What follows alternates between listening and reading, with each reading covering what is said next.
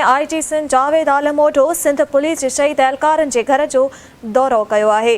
IG Javed Alam ओढो शहीदनि जे घरवारनि सां मुलाक़ात करे खेनि तोहफ़ा पेश कया। जावेद आलम ओढो जो चवणु हो त सिंध पुलिस पंहिंजे शहीदनि ऐं संदनि कुटुंबनि खे कंहिं बि सूरत में अकेलो न छॾींदी। IG सिंध चयो त शहीदनि जे ख़ानदाननि सां हर क़िस्म जो सहकार कयो वेंदो। अहम ख़बर शामिल कंदासीं। IG सिंध जावेद आलम ओढो सिंध पुलिस जे शहीद एहलकारनि जे घरनि जो दौरो कयो आहे। IG जावेद आलम ओढो शहीदनि जे घरवारनि सां मुलाक़ात कई आहे। जावेद आलम ओढे जो चवणु हो त सिंध पुलिस पंहिंजे शहीदनि ऐं संदनि कुटुंबनि खे कंहिं बि सूरत में अकेलो न छॾींदी। IG सिंध चयो त शहीदनि जे ख़ानदाननि सां हर क़िस्म जो सहकार कयो वेंदो।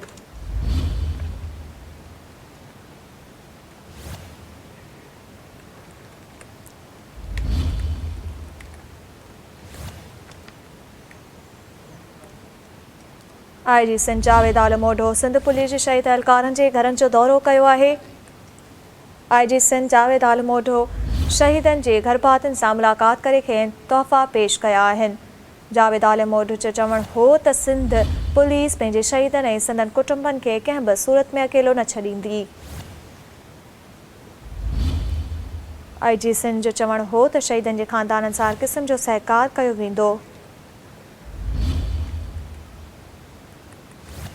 ब्रेकिंग न्यूज़ शामिल कंदासीं। IG सिंध जावेद आलम ओढो सिंध पुलिस जे शहीद एहलकारनि जे घरनि जो दौरो कयो आहे।